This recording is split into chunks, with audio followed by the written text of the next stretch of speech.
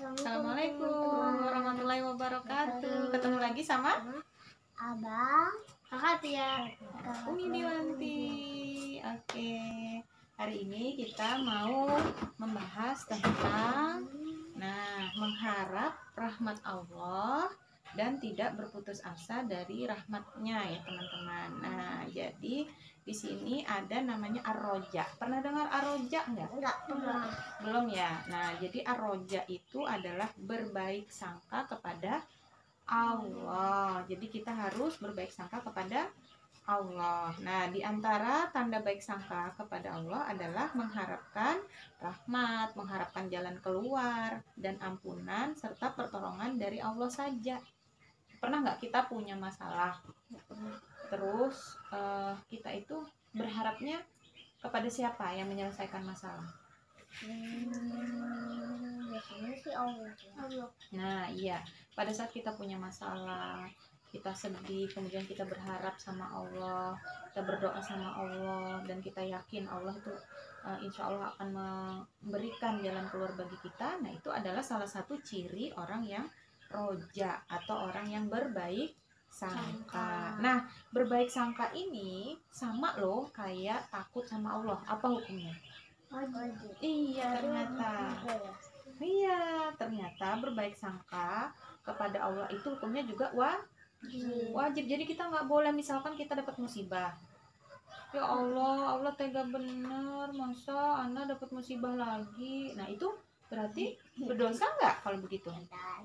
Iya, misalnya nih, misalkan abang tuh udah siap-siap, abang mau jalan gitu ya, udah siap-siap, udah rapi, tahu-taunya hujan turun deras banget, dan abang nggak bisa jalan, nggak jadi jalan. Ya bisa pakai mobil lah. Nah, iya sih bisa, tapi jalan misalnya, atau ternyata udah pergi, udah bela-belain pakai mobil, warungnya tutup yang abang mau beli. Gimana tuh? Kesel nggak? Kesel. Padahal kita harusnya berbaik sangka. Iya, harus berbaik sangka. Berbaik Berarti itu belum rezeki kita. Oh, mungkin Allah mau kasih rezeki. Sekalinya pulang ke rumah ada yang nganterin kue yang abang mau beli tadi. Kan bisa jadi begitu. Kalaupun nggak ada, berarti memang belum rezeki. Bisa juga Allah nurunin hujan cuma mau nungguin orang yang mau ngasih kue banyak sama tadi mau ini. Iya, tapi yaitu kita harus selalu berbaik sangka. Kita kan sering begitu loh, mau beli apa gitu terus nggak ada, sekalinya ada yang nganterin. Kalau kita mau berbaik sangka, jadi nggak boleh kesel ya, apalagi marah sama Allah, karena kalau kita marah sama Allah berdosa berarti, padahal Allah baik kan. Belajar ngobrol lagi. Nah, jadi nih salah satu dalilnya tuh banyak ya, sama kayak dalil-dalil takut kepada Allah. Nah, tapi ada tambahan-tambahan. Ya, nih salah satunya ya teman-teman, di dalam surah Al-A'raf ya, ayat 56. A'udzubillahi minasyaitonirrajim. Bismillahirrahmanirrahim. Wada'uhu khawfan wa tama'a. Inna rahmatallahi qaribun minal muhsinin. Nah, Allah berfirman, dan berdoalah kepadanya dengan rasa takut. Nah, jadi kita kalau berdoa itu ternyata disuruh dengan rasa takut dan harapan. Jadi di sini khaufan wa tama'an. Nah, jadi kalau berdoa itu berdoanya, ya Allah, jadikanlah Abang Muhammad jadi hafiz 30 juz sebelum balik ya Allah, Kakak Atia juga ya Allah. Amin. Itu dalam hatinya ada rasa takut. Jangan-jangan Allah nggak nerima gitu ya, karena Anda masih banyak salah sama Allah. Tapi di sisi lain, pada saat kita takut, waktu doa ya Allah jangan jadi penyesalan itu abang juga rasa takut. Dan tapi jangan cuma takut, harus ada rasa harapan. Tapi insya Allah Allah pasti ngabulkan doa anak, Allah pasti baik gitu. Nah, berarti harapannya ditambah ya. Nah, karena berdoa itu ternyata harus dengan ini tadi ya. Nah, khaufan wa tama'an. Jadi ada rasa takut tapi ada rasa juga harapan yang besar kepada Allah. Pernah nggak berdoa gini? Ya Allah, mudah-mudahan abang jadi hafiz Quran. Tapi di sininya kayaknya nggak mungkin deh abang jadi hafiz Quran. Nah, itu jangan ya. Nah, karena kita harus yakin Allah pasti kabulkan. Allah pasti bisa gitu ya. Malah gitu, malah nanti doa kita malah seberatan doa kita kada dikabulkan. Iya, jadi nggak boleh gitu ya. Jadi harus ada rasa tadi roja, harapan. Kalau di sini tadi tomaan ya, harus ada keinginan yang besar gitu ya, bahwa doa kita itu dikabulkan oleh Allah Subhanahu wa Ta'ala ya. Nah, kemudian berikutnya ini adalah perintah-perintah ya, artinya bersikap roja, penuh harapan kepada Allah itu adalah wajib ya. Nah, di sini lagi ya, ada di dalam surah Ar-Ra'd ayat 6, Allah berfirman, sesungguhnya Tuhanmu benar-benar mempunyai ampunan yang luas bagi manusia sekalipun mereka zalim, dan sesungguhnya Tuhanmu benar-benar sangat keras siksanya. Nah, ini juga mengabarkan ke kita ya, bahwa Allah itu Maha Pengampun. Jadi kita harus, walaupun kita pernah berbuat dosa gitu ya, kita tetap harus berharap bahwa Allah itu mengabulkan doa kita, Allah itu bisa memaafkan dosa kita ya. Nah, ini ada lagi nih di dalam surah Al-Anbiya ayat 90. Bismillahirrahmanirrahim. Wa yad'unana raghaban wa rahaban wa kanu lana khashi'in. Dan mereka berdoa kepada kami dengan harap dan cemas, dan mereka adalah orang-orang yang khusyuk kepada kami. Nah, jadi orang yang berdoanya itu cemas tadi takut ya, tapi penuh harapan doanya itu dikabulkan, itu berarti disebut Allah sebagai orang yang khusyuk ya. Kayak kita sholat itu harus ada rasa takut, ya Allah diterima nggak ya sholat anda, ya Allah terima ya Allah, terima ya Allah gitu ya, terima sholat hamba ya Allah ya. Karena kalau sholat kita nggak diterima, bahaya kita. Tapi jangan sampai punya harapan diterima tapi sholatnya asal-asal sholatnya ya. Kalau mau sholatnya diterima itu berarti kita ngerjainnya juga harus benar ya. Paham Bang? Paham. Jadi jangan cuma berharap tapi nggak melakukan apa yang Allah minta ya. Abang. Nah, kita lanjut nih. Nah, ini Abang ya.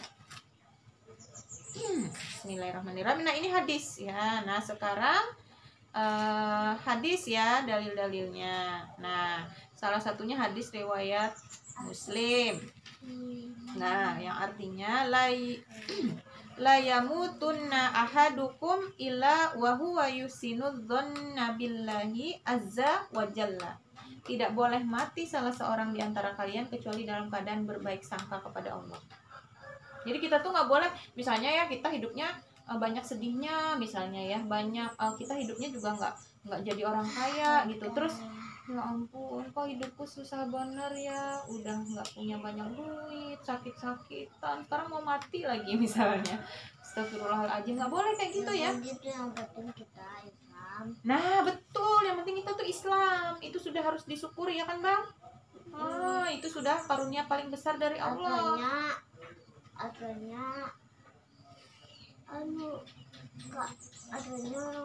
miskin tuh kan apa miskin, yang penting Islam ya, dan rajin beribadah kepada Allah. Nah, ini ada lagi nih ya, ada lagi nih hadis riwayat At-Tirmizi dan Ibnu Majah ya.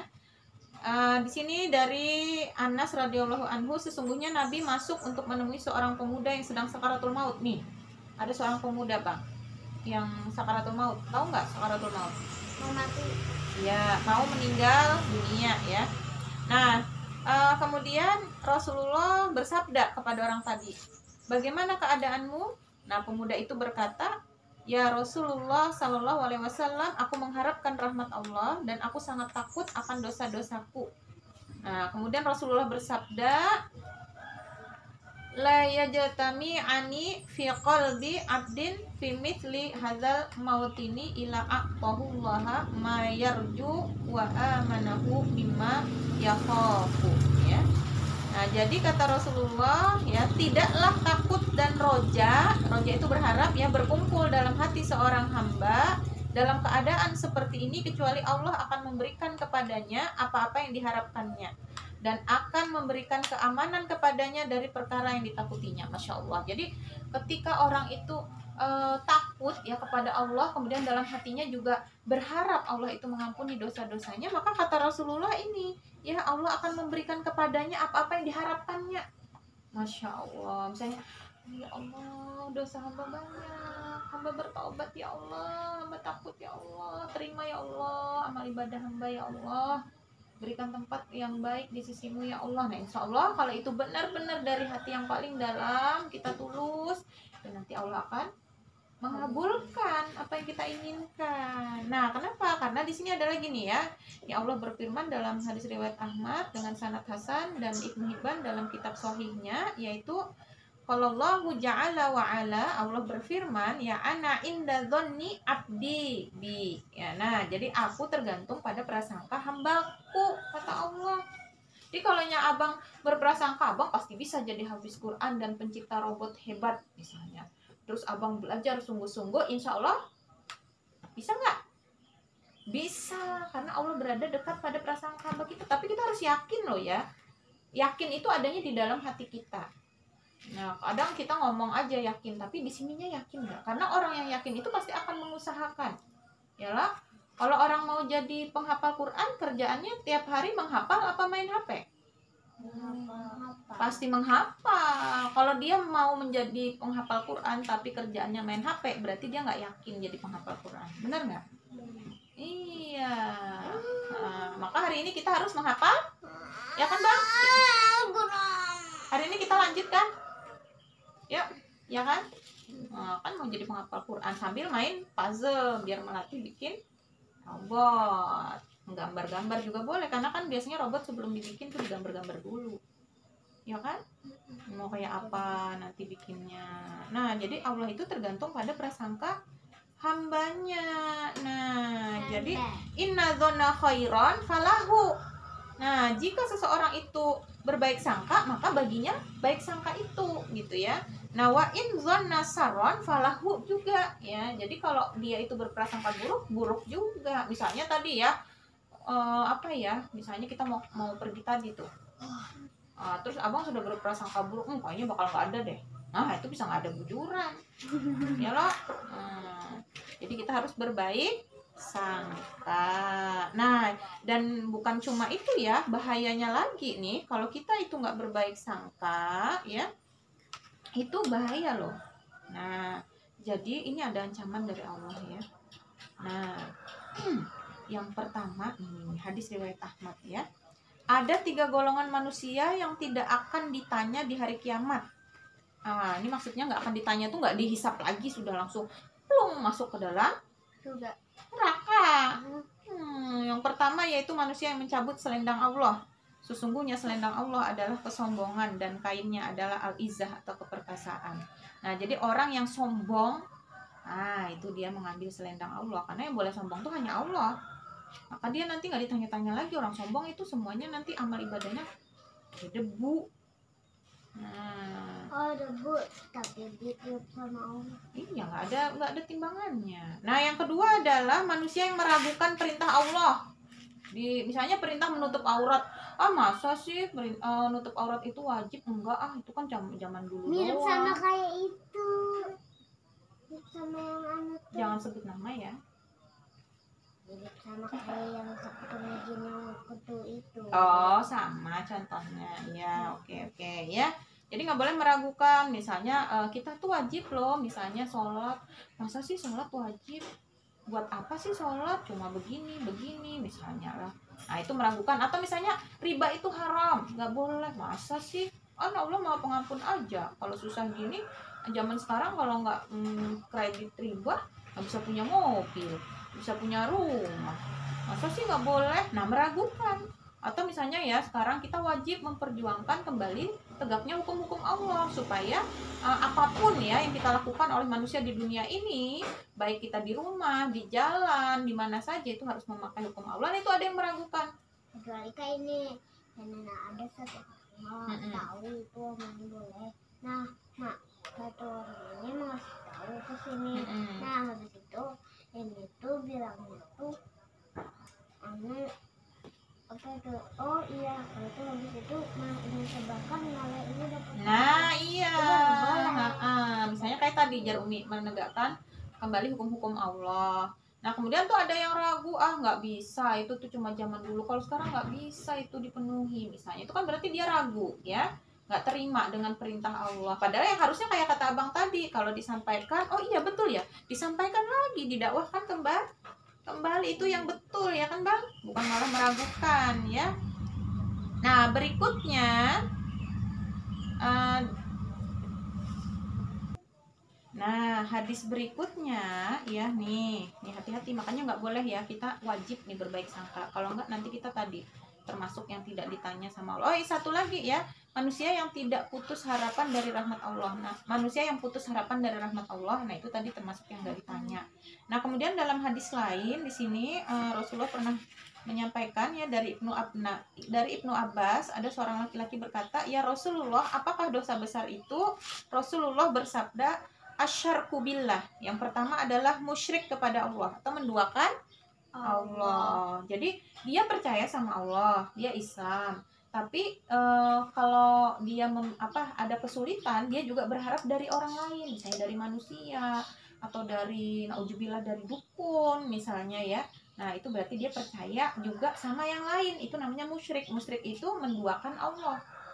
Ya, jadi percaya sama Allah iya, percaya sama dukun juga iya misalnya, percaya sama benda-benda keramat misalnya. Oh ini yang bikin abang, misalnya bukan abang ya, misalnya yang bikin warung saya laris ini loh, ada loh saya punya jimat misalnya lah. Nah yang kayak gitu nggak boleh ya bang ya. Nah itu dosa besar. Wal ayasu min rauhillah. Yang kedua adalah putus asa dari karunia Allah.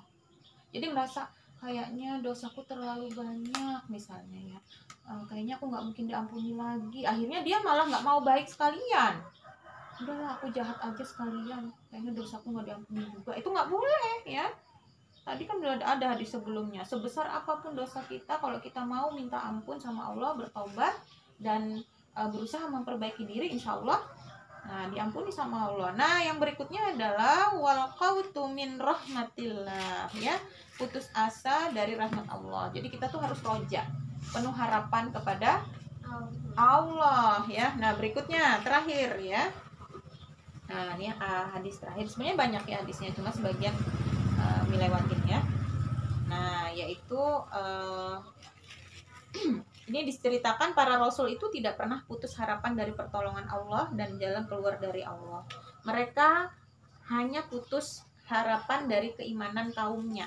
Nah, jadi para nabi dan rasul itu tidak pernah kepada Allah ya putus asanya. Cuma kadang ada yang putus asa kepada kaumnya aja ya. Nah, ini dalam surah Yusuf ayat 110. Sehingga apabila para rasul tidak mempunyai harapan lagi tentang keimanan mereka dan telah meyakini bahwa mereka telah didustakan, datanglah kepada para rasul itu pertolongan kami. Lalu diselamatkanlah orang-orang yang kami kehendaki dan tidak dapat ditolak siksa kami daripada orang-orang yang berdosa. Jadi yang dimaksud di sini tidak mempunyai harapan lagi itu bukan kepada Allah ya, nah, para nabi dan rasul ini, tapi kepada manusia ya, kepada kaumnya yang tidak mau diajak itu, ngeyelan kaumnya itu ya. Nah maka pada saat para nabi dan rasul itu biasanya seperti itu, maka turunlah pertolongan Allah. Misalnya kayak waktu kasus Nabi Musa ya dengan tongkatnya itu ya. Nah Allah memberikan pertolongan. Nabi Nuh juga ya. Makanya di sini dikatakan lalu kami selamatkan orang-orang yang kami kehendaki. Jadi ada yang bisa naik ke dalam kapal, ada pengikut Nabi Musa yang bisa ikut nyebrang gitu ya. Dan di sini disampaikan oleh Allah dan tidak dapat ditolak siksa daripada orang-orang yang berdosa. Jadinya kan tenggelam kan yang lain. Nah, Masya Allah ya. Jadi kesimpulannya hari ini setelah kajian ini kita harus lebih baik lagi hati kita ya. Harus berbaik sangka kepada siapa? Kepada Allah. Ya, hukumnya apa? Wajib. Iya, yang pertama ya, itu akan membawa kebaikan pada diri kita sendiri karena Allah berada dekat pada prasangka hambanya. Kalau kita bersangka yang baik-baik aja, insya Allah nanti yang datang juga baik. Makanya pagi-pagi tuh kita harus sudah bersangka baik. Ya Allah, hari ini kami sehat, hari ini kami kuat, hari ini kami hebat, hari ini kami semakin taat kepada Allah. Hari ini insya Allah semuanya berjalan lancar, bisa menghafal banyak ayat Al-Quran, bisa ibadah dengan tenang. Itu harus ada dengan harapan insya Allah Allah akan nolong. Misalnya ada masalah, insya Allah hari ini Allah akan menolong, menyelesaikan masalah kita. Nah insya Allah nanti beneran yang terjadi. Tapi kalau kita pagi-pagi sudah manyun, sedih, meratap gitu ya, sedih banget kayak gini, nggak bisa jalan-jalan misalnya ya. Nah misalnya yang kayak gitu tuh nanti beneran terjadi. Maka jangan sampai ya, karena Allah berada dekat pada prasangka hambanya. Ya, jadi prasangka kita seperti apa, seperti itulah nanti yang akan Allah kabulkan. Nah itu yang pertama dulu ya. Yang kedua, kalau kita tidak berbaik sangka, maka itu menjadi dosa tadi. Satu, tadi tidak ditanya Allah. Yang kedua, termasuk dosa besar.